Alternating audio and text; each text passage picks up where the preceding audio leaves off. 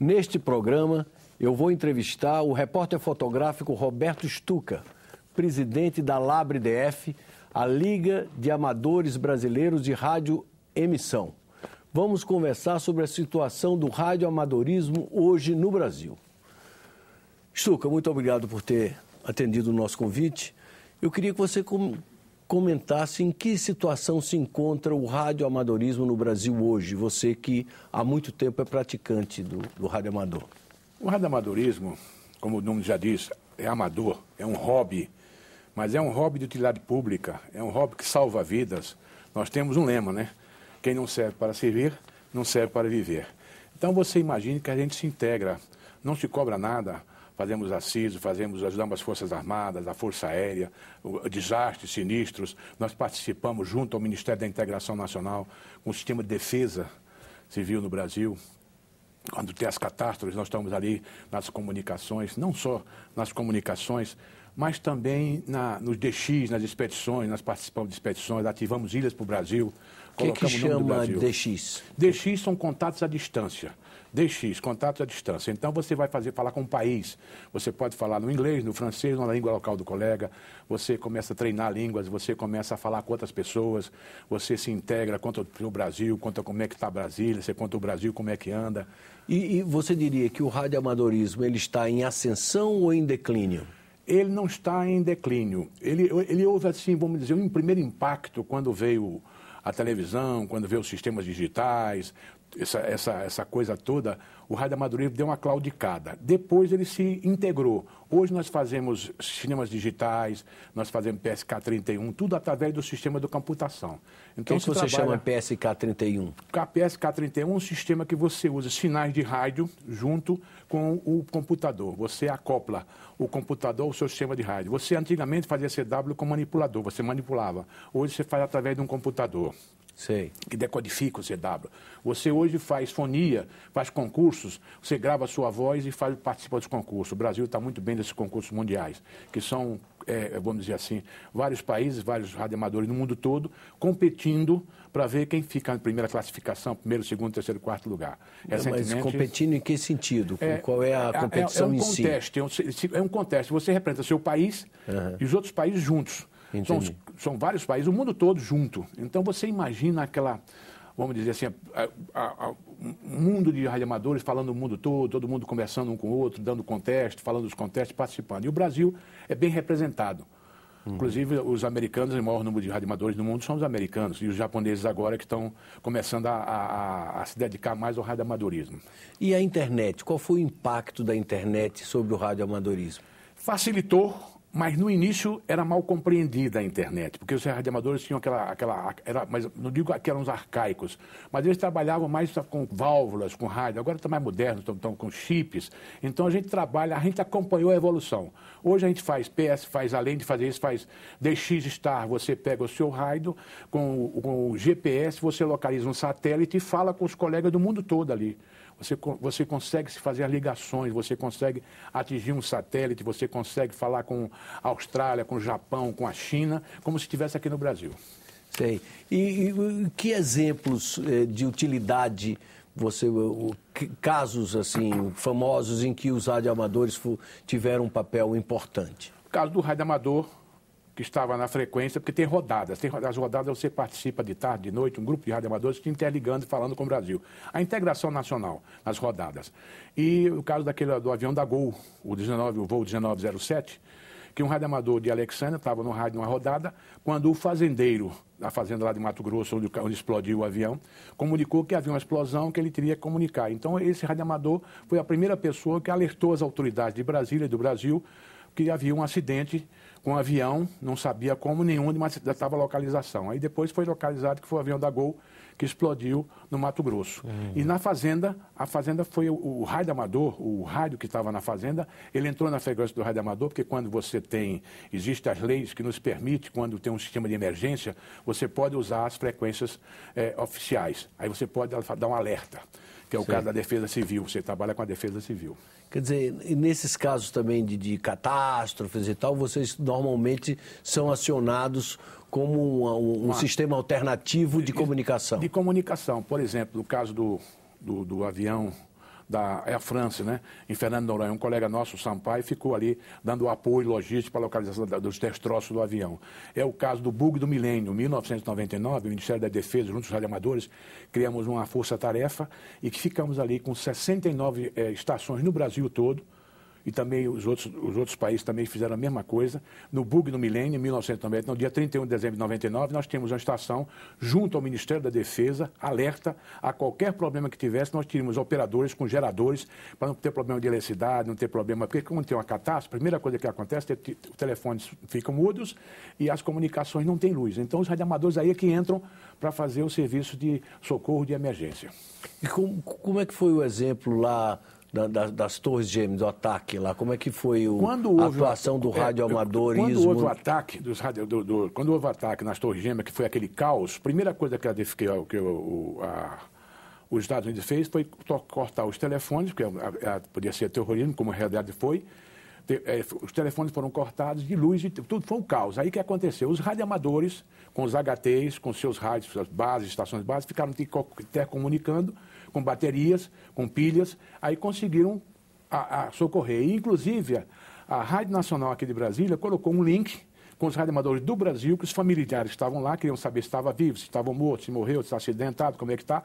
Então, a Rádio Nacional trabalhou nisso, nosso amigo Walter Lima estava na coordenação, e a gente trabalhava com os radioamadores do Brasil, onde eles localizavam os residentes brasileiros que estavam lá nos estados brasileiros, e fazia um link para dizer, salvou, foi vivo, morreu, está aqui, está doente, não escapou. E a gente fazia uma espécie de um serviço de utilidade pública aos brasileiros que lá estavam, no acidente. E, Roberto, me diga uma coisa, e vocês têm ideia de quantos vocês são no Brasil? Quantos radioamadores existem no Brasil? Nós estamos uns... Agora, não seria falar muito, né? Porque tem muita gente que está desativado, né? E agora nós estamos fazendo um recenseamento, todo o Ministério está fazendo um recenseamento geral nacional. Porque tem muitos colegas de radioamador, tem indicativo, mas não usa. Então, na verdade, vamos botar aí uns 30 mil por aí, mais ou menos. E no mundo? No mundo é uma fábula. Você nem imagina. Os Estados Unidos é o maior ARRL, que é a nossa Labre lá dos Estados Unidos, ela é uma força mundial. Então, os radioamadores fazem muita expedições, como os japoneses também são muito ativos, no mundo todo. Quando você fala fazer expedição, explica direito, como é que é essa expedição? É o seguinte, você é um radioamador. Então, você vai para uma ilha, por exemplo, Martim Vaz. É uma ilha que foi descoberta em 1501 pelo navegador João da Nova. Ela nunca tinha sido habitada, nem habitada não tinha sido, só pelos piratas, os corsários, daquela época, do tempo dos piratas. Nunca tinha sido isso, a não ser o navio de navegação, o navio da Marinha Brasileira, o Felipe Perry, que é o navio de socorro do país, ele fazia uma varredura, mas não era inabitada. Nós pegamos um grupo de 3 radioamadores, todos 3 de Brasília, o Coronel Lunks, PT2HF, que o radioamador é pelo indicativo. Eu sou o PT2GTI. Stuckert, PT2GTI, PT2NP, Paulo Hernandes. E o Lunks, nós habitamos essa ilha, está nos anais da Marinha, como os primeiros habitantes da ilha de Martim Vaz, que fica a 40 quilômetros. Vocês levam os equipamentos e lá vocês transmitem para o mundo inteiro. Transmitem para o mundo todo. Aí dá um PILAP, que é chamado, todas as estações querendo falar, você trabalha com frequência dupla, você recebe numa frequência e transmite noutra, que é o chamado... chamado PILAP, que seriam as estações todas chamando, e a gente usa split, que significa você receber numa frequência e transmitir numa outra. Então você organiza ali, vamos dizer assim, 3 mil, 5 mil contatos diários, 4 mil contatos diários que a gente faz. Então você imagina a loucura que é o mundo todo, querendo ali saber aquela ilha brasileira que foi ativada para os programas que nós temos dos radioamadores. E o que é que precisa fazer para ser um radioamador? Simplesmente o seguinte, você vai na nossa liga, ou se quiser vai também na Anatel, que é o órgão responsável pelas provas, você faz uma prova, são 3 classes, C, B e A. A classe C, você faz a prova, legislação e radioeletricidade e ética operativa. Para a classe B, que é a classe intermediária, você tem que fazer CW. Da classe B para A. O que é CW? CW é código Morse. Você é obrigado a fazer o número certo de palavras de código Morse. Mas não é nada vamos dizer assim, problemático. Você estuda o CW, de dar, de saber as letras, ponto e traço. Aí você faz a prova. Da classe A, da B para A, você não precisa fazer CW.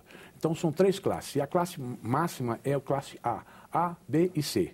Classe C você só opera em VHF, 2 metros, que é mais local, e você opera também 80 metros, que são as frequências intermediárias. E a classe B, você já vai para 40 metros de fonia, e você começa a fazer a voz. E na última classe, que é a classe top de linha, que é a classe A, é onde você é um radioamador completo. E quais são os equipamentos necessários e qual é o custo desses equipamentos? Olha, em média, hoje? R$2.000, R$1.500, R$3.000, você começa no VHF. Depois você vai para HF, que é o High Frequency. VHF você trabalha na cidade, você fica de cidade a cidade com as repetidoras. Então você fica aqui para a cidade satélite de Brasília, você fica trabalhando no VHF. Radinhos pequenos são baratos. Inclusive o Garibaldi Filho, né? O deputado, ele fez um projeto, o projeto de lei 249, que diz o seguinte... 2003.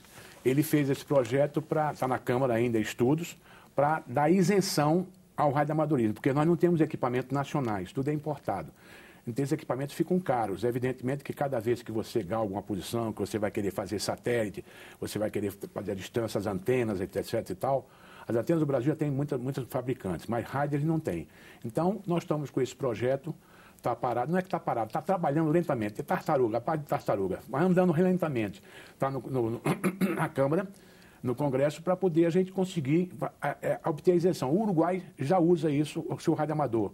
Chega na Liga, na associação, pega um documento no Ministério das Comunicações do Uruguai e ali ele pode importar o equipamento dele com isenção, o que não acontece no Brasil. E o radioamadorismo no Brasil, ele é regulamentado? Existe uma legislação? Existe uma legislação, existe monitoramento. Agora, desde quando? É uma coisa antiga já? Já é antiguíssima. Inclusive, antigamente era a Anatel, né? Dentel. Agora é a Anatel, que é um órgão do Ministério das Comunicações responsável pela regulamentação do radioamador, inclusive fiscalização. Recentemente, o Ministério, junto com as Forças Armadas, estão fazendo um monitoramento nesse Brasil todo, essas frequências, porque havia muito pirata. Piratas são os que não têm licença e trabalham contrabandista, cocaína, contrabando de armas, tudo isso existia muito nas nossas fronteiras. Então agora está havendo um trabalho, inclusive uma concorrência para equipamento de monitoramento. Então nós somos monitorados pela Anatel. A Anatel tem um órgão justamente para isso. Então a gente não pode ter uma ética, quando você faz a prova, você é obrigado a saber a ética, você não pode falar pornofonia, não pode falar palavras de baixo calão, você não pode ofender a autoridade, você não pode falar em região, você não pode falar em política, você fala apenas do radioamadorismo, turismo, cidade, você tem as suas implicações no Estatuto do Radioamador. Sei. E a legislação brasileira pertinente ao radioamadorismo é de quando? É muito antiga. Em 1940 e poucos, por aí. Mas já está se readaptando. Agora nós fizemos, todo ano, quase 2 anos, nós temos o nosso Conselho Nacional dos Radioamadores. A gente reúne e faz sugestões. Sim. Então agora o Ministério acompanha muito isso, porque agora nós estamos numa fase nova, que é as fases das digitais, satélites. Você não imagina os satélites. Então você quer falar hoje, vamos dizer assim, com a China, com o Japão, via satélite.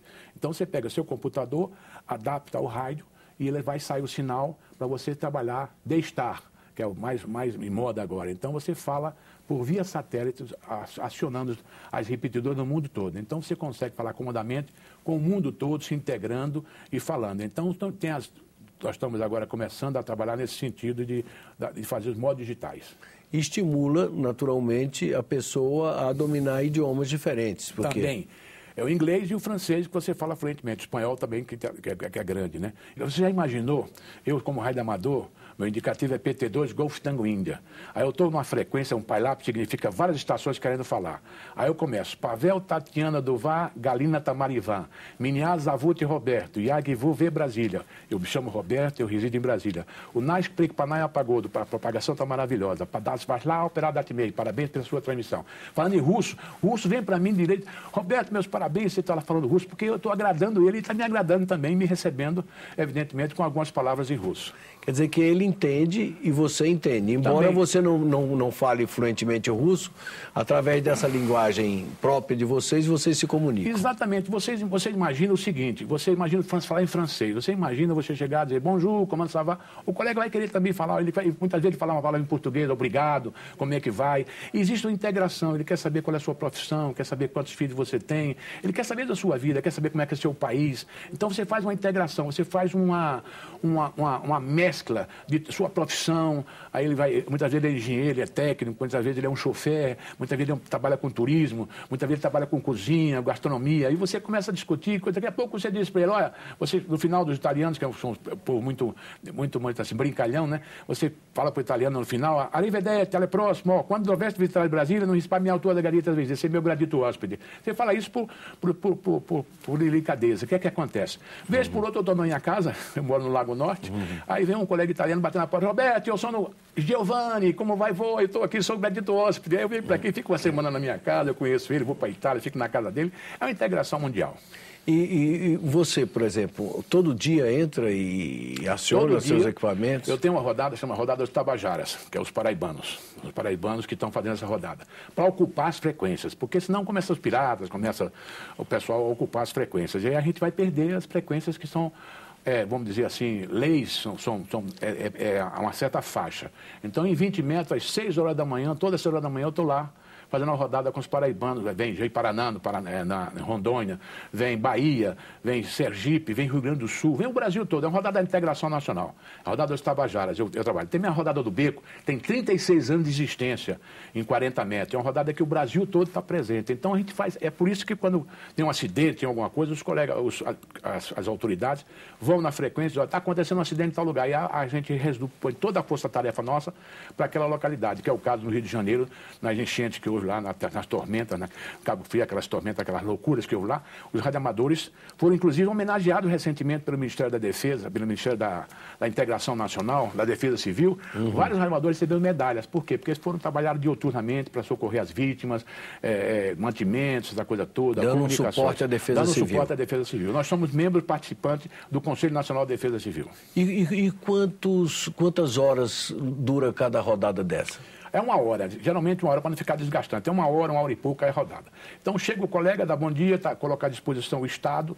Se ele chega, por exemplo, ele está lá e está no estado dele, ele se coloca à disposição. Também tem estações móveis. Tem móvel aéreo, que é o avião, o helicóptero. Tem móvel marítimo, que é o colega que está no navio. E tem móvel terrestre, que é o colega no carro, no caminhão, no carro dele. Hoje mesmo eu falei com Rondônia, no Ji-Paraná, em Porto Velho. Eu estava lá com o colega está se colocando à disposição de nosso E é lado. comum vocês falarem com brasileiros no exterior? Também muitos, inclusive temos bastante, né?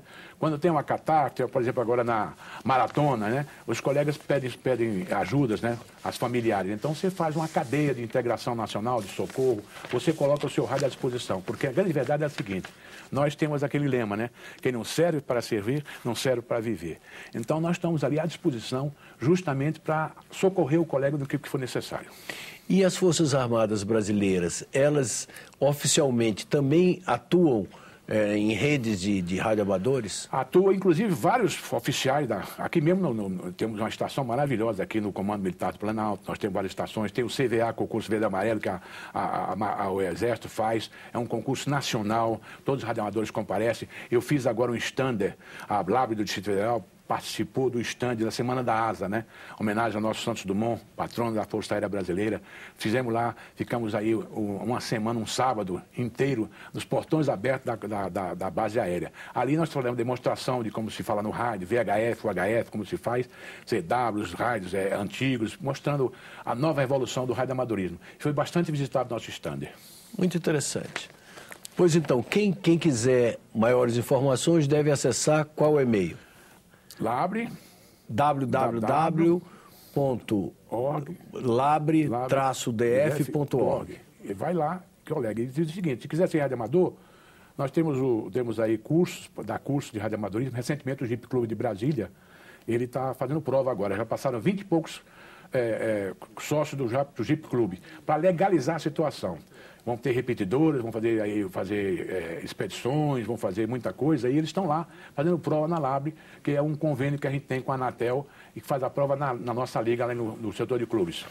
Pois então, quem quiser se aproximar do radioamadorismo, procurar a Labre no DF ou no seu estado, e aí então vai se acercar e saber como entrar, como fazer, tirar o brevet, né, a licença. Tirar a licença, o indicativo, tirar o indicativo. O indicativo. Cada radioamador não é pelo nome, é pelo indicativo, as letrinhas. PT2, que é Brasília, Papa Yankee 1, Rio de Janeiro, Papa Yankee 3, Rio Grande do Sul, Papa 8, Amazonas, Manaus, Papa Yankee 8, Belém do Grão-Pará. E aí Muito você bem. vai Papa Yankee 4, Minas Gerais. Então, cada estado tem o seu indicativo. Como os alemães, como os franceses, por exemplo, o alemão é Delta Lima, o francês é Foxtrot, o russo é R, ROAU. Então, quando você vai a uma estação, que você diz o seu indicativo, você já sabe o país dele que ele está falando, porque por causa do indicativo que tem, que é o nome da pessoa, é o QRA, que a gente usa muito internacionalmente o código Q. Muito obrigado pela Obrigado a você entrevista. e seja radioamador. Ajude. Ajude o radioamadorismo, seja radioamador e ajude também o próximo. Chegamos ao final da nossa entrevista com Roberto Stuka, a quem agradeço por ter atendido ao nosso convite. E lembro aqueles que quiserem entrar em contato conosco, enviar um comentário, uma crítica ou sugestão de pauta, as duas maneiras de fazê-lo. Via Alô Senado no número 0800 612211 ou através da nossa página na internet no endereço www.senado.leg.br/TV. Até um próximo Cidadania aqui na TV Senado.